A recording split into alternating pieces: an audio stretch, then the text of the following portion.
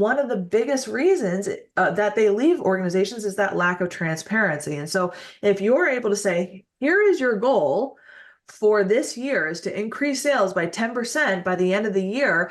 Here's the reason why it's so important is because as a company, we're all looking to increase margins by whatever, right? And not just how that they could improve, but how it related towards them being better cyclists. And he put a business plan in place that gave a 5-year plan.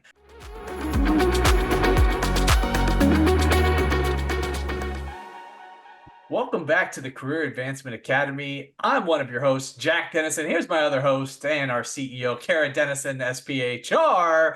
We're back for episode 42.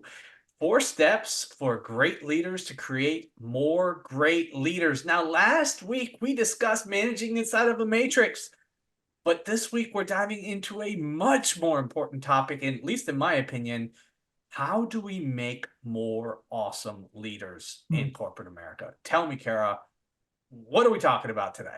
Man, I could go over so many different tips, but we're going to talk about 4 really great ones in order for leaders to create more great leaders. And this is tough, right? We have worked with a lot of incredible leaders who have done some incredible things at all different types of organizations across corporate America. And every good leader was led at one point or another, right? But what we have found is that great leaders share their wisdom, right? They create succession plans, right, to help set themselves up for success. And some of the pillars of effective leadership really come down to empowerment, goal setting, communication, right? It's always communication and continuous development. And these 4 pillars or principles of leadership, they not only elevate the entire team's performance, but they typically cultivate a culture of success and growth. And we're going to kind of dive into each of these a little bit more because they're so powerful. And we'll talk a little bit more about how we can help you with these if you're in a position where you're leading leaders or you're leading a team and you might be struggling with that too. And if that's the case, that's understandable because here's the real truth about corporate America that I have seen time and time again.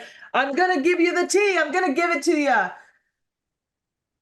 And I hate to call out corporate America. And no, I don't. I don't hate it at all because I'm going to give it to you. Time and time again, what has happened is that really great individual contributors who are excellent at their job, they are killing it. They meet all their goals. They go above and beyond. They get promoted into leadership positions because they are so good at their individual contributor jobs. But what happens, it feels like 8 out of 10 times, most of the time, 9 out of 10 times, they're promoted and they are not given any training on how to be a good leader. So they're really, really good at doing their tactical stuff, right? Like getting their job done.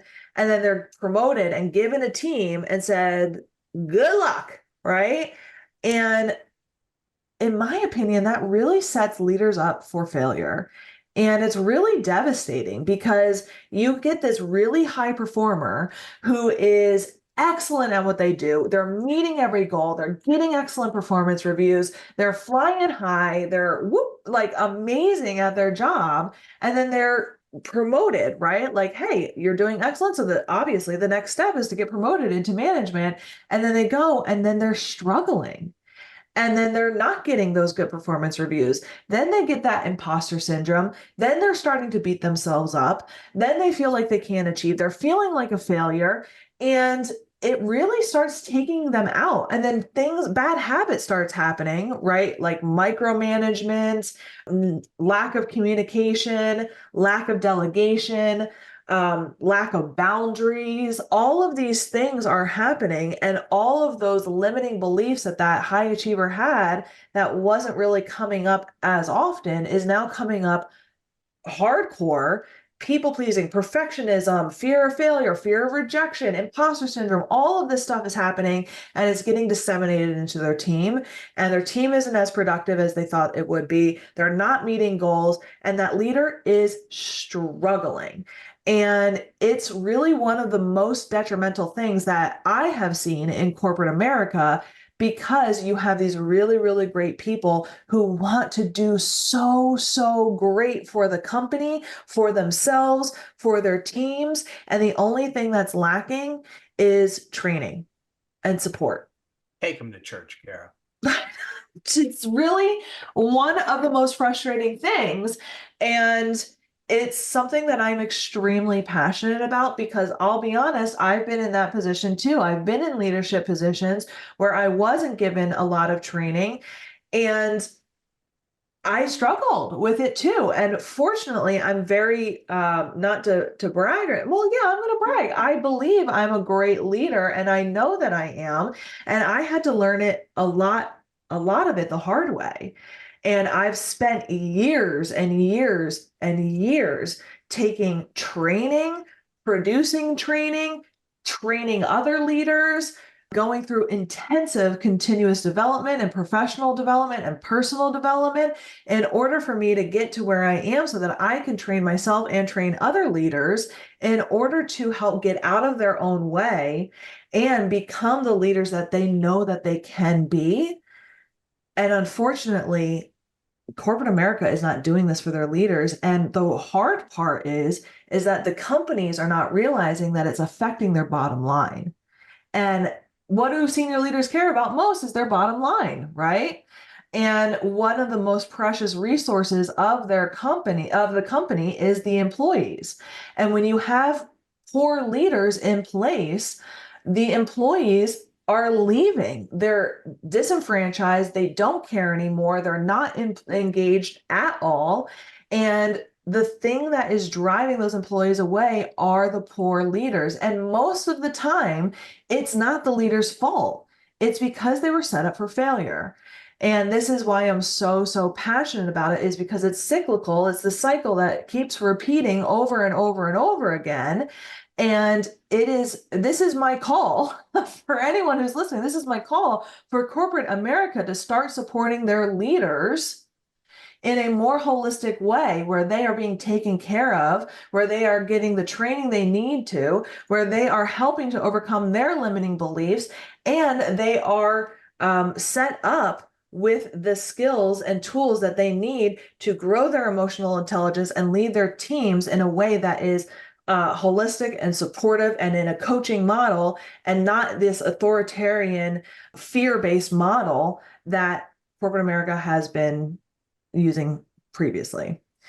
And not only will this help teams and employees feel more engaged and cared for and more productive, but it's going to affect the bottom line. So, with that being said, and welcome to my TED Talk. Let's talk about these 4 pillars, right, of effective leadership, and talk about how some of these things can be either trained or given you as a leader, ways for you to support your leaders, so that your whole organization as a whole can start operating at a better level, a more productive and a more engaged level. So, Jack, what is that first pillar? The first pillar is empowerment. And man, it feels good to be empowered. Yeah. When a leader trusts me to do something, wow, it's really just kind of putting the wind beneath your wings. Really, it makes you want to go do the thing, and it makes you want to do it as well as you potentially can. And we need to be able to give our managers the freedom to make decisions, so they're not being micromanaged or having to kind of come check with us for everything, because things are going to pop up daily where calls are going to need to be made within the business. And we want to be able to trust those people to lead that front line of individual contributors to be able to do the things that they see continue to stay in line with the company's goals, continue to be in alignment with how the company's vision and how they want to show up to support their customers, and at the same time, being able to provide an experience that allows the customers to feel valued so they keep coming back for more. Absolutely. Absolutely. When it comes to this and leading leaders, right? The more you go up, the more leaders you have underneath you, the more you should be setting strategy and the less you should be setting the how.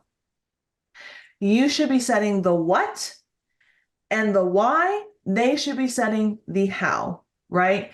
So if you're in a leadership position, an executive position, the more you go up, if you're dictating to your leaders and the people underneath you how to get things done, your team is going to be feeling micromanaged. They're not going to be feeling autonomous, and they're going to be feeling very mistrusted, right? And so empowering your team to buy into the strategy is going to be your biggest advocate and biggest win here, so that they can then go and do what they do best, which is figuring out how, right? How to get it done. And so that's going to be a big win for you, is that trusting relationship. And if you don't have that trusting relationship, well, you need to start building it, right? And building and figuring out, what do your leaders want for their long-term growth? What are they thrilled to be working on in their day-to-day? What do they not really like working on in their day-to-day? What are their strengths? What are their weaknesses? And what are their personal and professional goals? So that you can start making that strategic alignment for the people that you have on your team, and then delegating and letting them go do what's best. For the professionals and the leaders on your team that might have some gaps, if there's gaps, there's some really great ways to empower them to fill those gaps, such as professional development, training, conferences, leadership programs. Really, that continuous development or cross training amongst your teams is going to provide a way for them to feel empowered to take ownership of their own continuous development, so that they're able to attack what they need to get done in their own way, while also filling in the gaps themselves, right? Another way, Jack, for empowerment is, what do we love? That open communication, right? Well, that's the part of being double married. We love some open communication We in the have Dennison to, household. right? So that open communication between your leaders and their teams and you is going to be a huge thing. If you're leading leaders who are leading teams, that means that there's quite a few levels between you and the work actually getting done, right? And so having open communication, having that environment of trust and transparency and a little bit of vulnerability is going to go a long way, right? We've said it last week on our matrix environment podcast episode, and we're going to say it again. Having a trusting environment, having that transparency, and having a relationship with these people is going to go a really long way, because at the end of the day, we're all humans.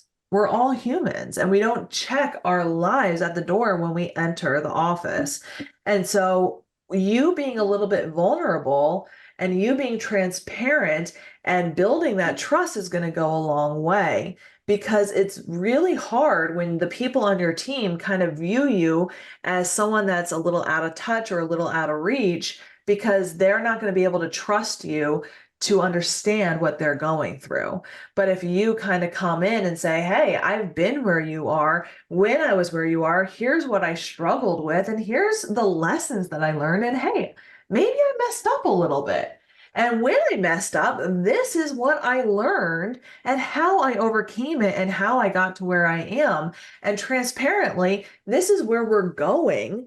And I want you to be a part of that journey with me. And because of where we're going, and because I want you on here, this is what we need to get done. And explaining that why, being transparent and telling them a little bit of your journey, it humanizes you, but it also allows them to secure that buy-in and understand where you're coming from, humanizes you, like I said, and allows you both all to move forward. It's interesting that you kind of mentioned this one's so important. And of course, we do love it here in our marriage and our organization. But every time a leader was vulnerable with me, Mhm. I always took it as a gift. I always took it as this moment of being able to connect with them at a level outside of being their direct report. Yeah. And I never in any way use that information in a negative capacity with that relationship.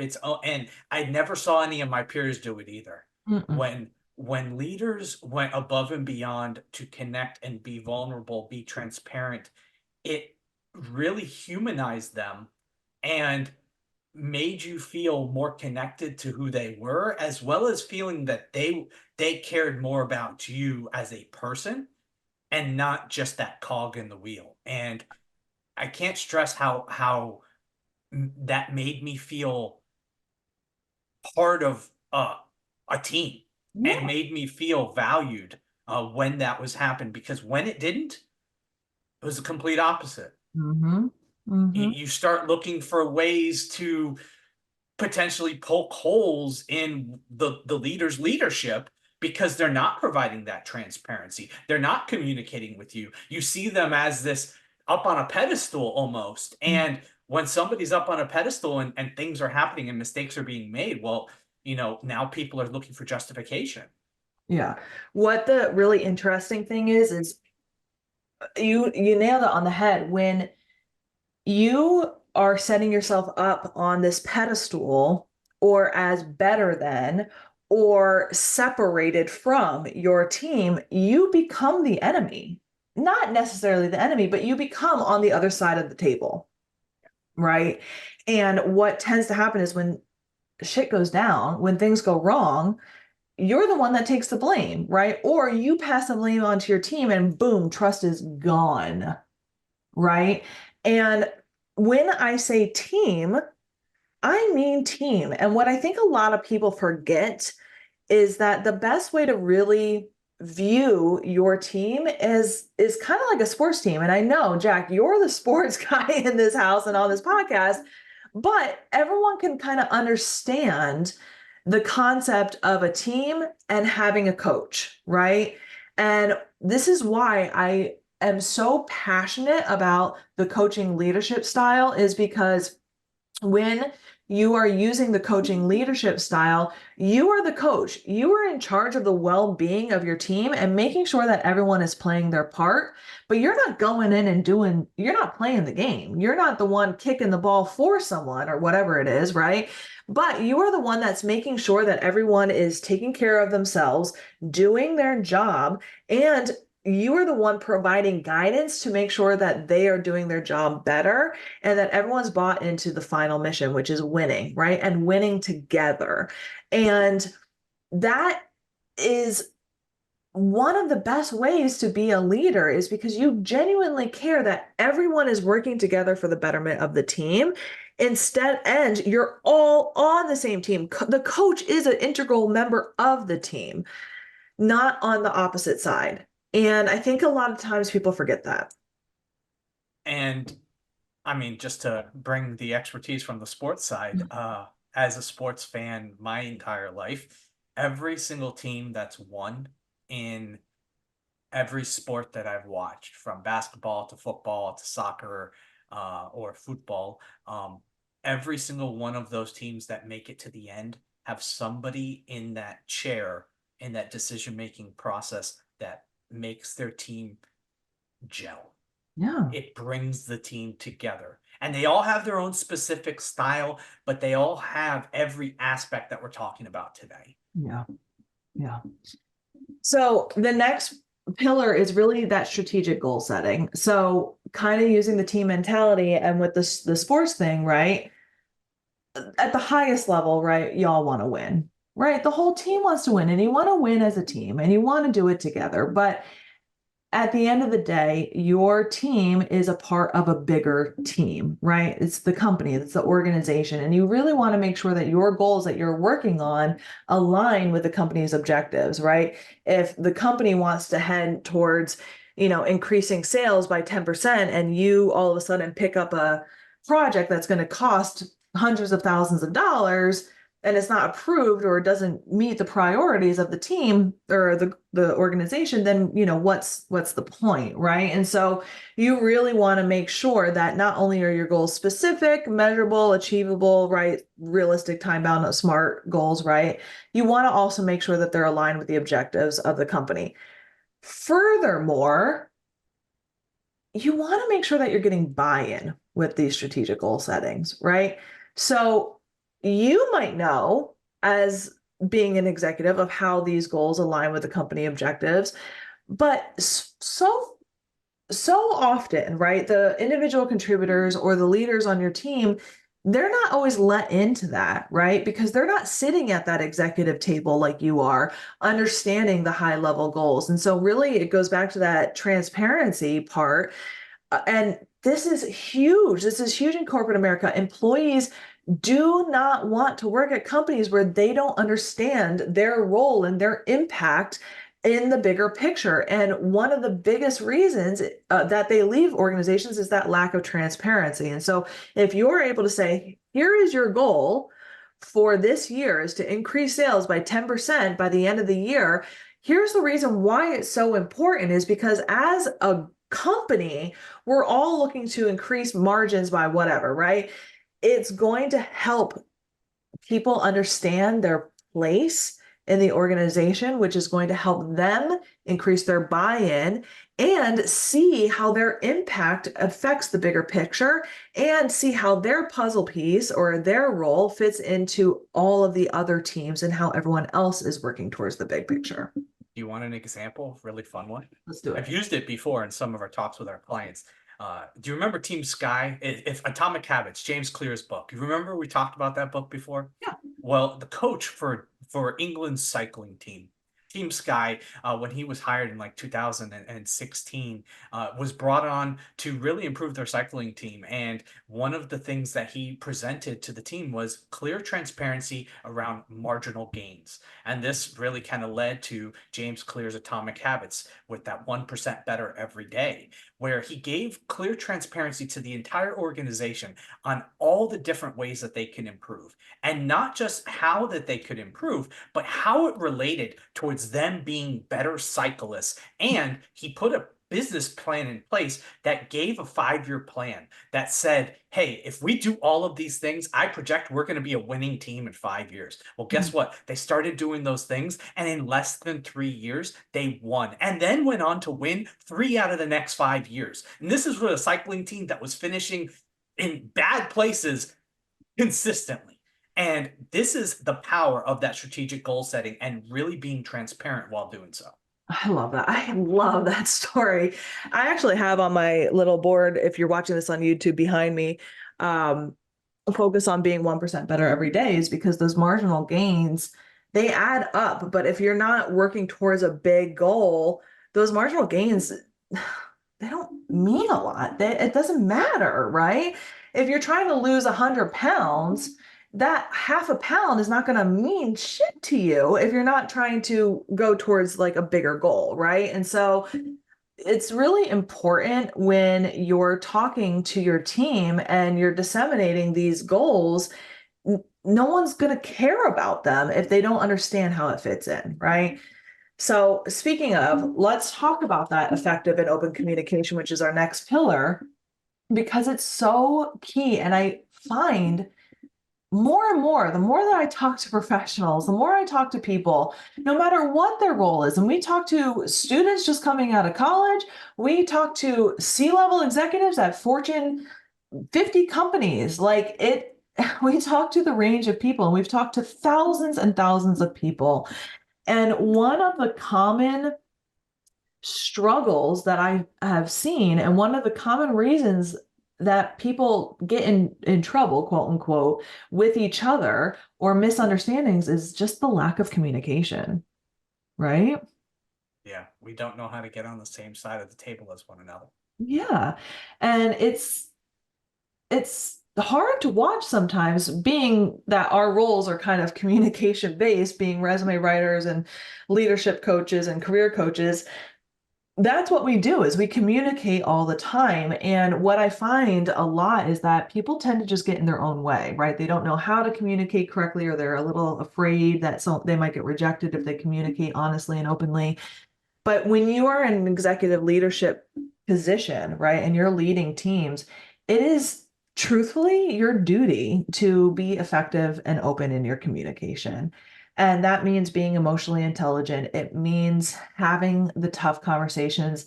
And it means, in my opinion, being a kind leader and not a nice leader.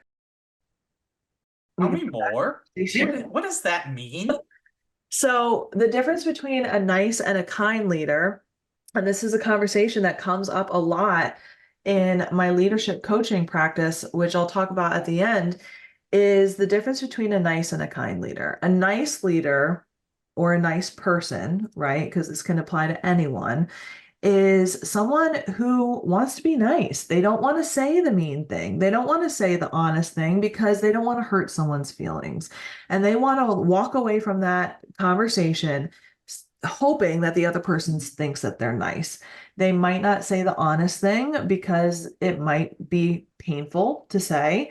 And so they're just going to be nice. Usually, nice people have some trouble with people pleasing as well. I am the first to admit I have been a self-proclaimed nice person in my past. But now I really focus on being the kind leader, the kind person. The kind person is willing to have the tough conversation, to give the feedback and the critical feedback, because they know in the long term that that's what's needed in order for that other person to have long-term success. It might be that that's what they need to hear, or that's what we all need to have. That conversation is what we all need to have in order for us to move forward. So for instance, an example might be, hey, I'm a leader and I have a performance review and I have someone who's performing okay, but not performing exactly to my expectations, but I don't want to hurt their feelings because they're a nice person. I really like them and I don't want to hurt their feelings. And so I give them a meets expectation, but really secretly they're not meeting my expectations, but I don't want to say anything, right? So that's being nice. Hey, yeah, you're doing an okay job. There's a couple things that you can do better on, but yeah, overall good job. Being kind in that situation would be, hey, so and so, listen, we need to have a conversation. Overall, you are meeting expectations, except for in this area. You're not meeting deadlines in the appropriate timeline, and we've consistently had to move the deadlines. Unfortunately, that's going to be a problem in the long term as we are adding more onto our plate or as we want to grow you into a future role. What I want to make sure that we do is set ourselves up for success so that you can meet those deadlines moving forward. Here's a plan that I have moving forward so that we can manage our deadlines a little bit better. And I want to have this conversation with you to hear what your thoughts are with deadline meeting and ensure that we're doing this together. And I want to make sure that I'm providing the support that you need so that we can grow together on this. So I'm still being kind in my delivery, but I'm being firm to make sure that people know what the expectations are. Being nice hides the expectations. It's a little bit not clear. They don't understand what your clear expectations are, and it leaves with some confusion, right? Especially because it might go on for a long time until you can't take it anymore and you say, come on, man, why can't you meet these deadlines? This has been going on for a year. And you're like, well, wait a minute. Why didn't you ever say anything? Right. But when you're a kind leader, you're giving the constructive feedback, you're setting the expectations, and you're making it very clear so that everyone's on the same page, and you're doing it with kindness, but you're doing it firm. I think we're going to end up circling back to one of the topics that was kind of underneath empowerment because it's so important. Let's be honest. We talked to you how much we care about it here in the Dennison household. It's effective and open communication. If we don't have that, we cannot get to where we want to go. Yeah. And that's what I mean by being nice versus kind, right? Is being effective, being open, and doing it in a kind way without allowing your limiting beliefs or your stuff getting in the way, right? And so, what what I really advocate is kind and firm leadership in a coaching mentality in order to ensure that people understand your clear expectations, people understand your boundaries, they understand what their goals are, and you're having open and effective communication so that people on your team and you are always on the same page, right? Because what I have learned is when you don't have that effective communication, when you're either trying to be too nice or too micromanaging or any of the above, the communication is lacking, it's confusing, expectations aren't clear, and you're not necessarily setting your team members up for success, right? So, some tips for this is really actively listening to your team members, right? So, first, really making sure that you understand where your team members come from first. So, focusing on understanding without interrupting, right? So that you can gather as a leader all of the data to make informed decisions moving forward and communicating your expectations once you understand where your team members are. And really being kind and firm in your communications and setting expectations early and often and holding regular team meetings, right? And one-on-one check-ins with that constructive feedback culture so that you can make sure that you're course correcting early and often so that if expectations change, no one's left in the dark. Awesome. I think you kind of alluded to it as we were talking about communication. The fourth way in which we can create great leaders is development. Yeah, that fourth pillar, it's coaching, it's development, it's support. If you have been a leader that was promoted and you didn't get that coaching, that support, that development, don't continue that cycle. Give them the support that maybe you didn't have, right? So, a couple ways to do this is really some mentorship programs. Mentorship is a great way to pair some junior managers with some more executive mentors to help with that guidance. If you have a potential high performer that you want to promote into management, that's a great time to set them up with a mentorship first in order to help them to see them be successful first before getting them into that position.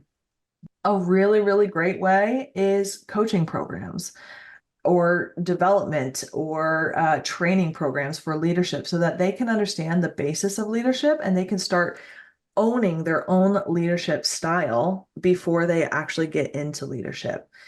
One of the best things that I always recommend, and a little plug here, is one-on-one coaching, leadership coaching. This is something that Jack and I are starting to offer. We have some limited spots available for leaders who want to receive leadership coaching. What we are calling it is career and life advancement coaching. And what we do is we focus on really helping you overcome some of those limiting beliefs, some of those obstacles and barriers that you might have that's holding you back from being the effective and holistic leader that you want to be, right? That might be, hey, I want to be the kind leader, but I'm stuck in being the nice leader, and I don't know why. That might be because I am a people pleaser or a perfectionist, and I don't know how to kind of break that cycle in order to be the best leader that I want to be.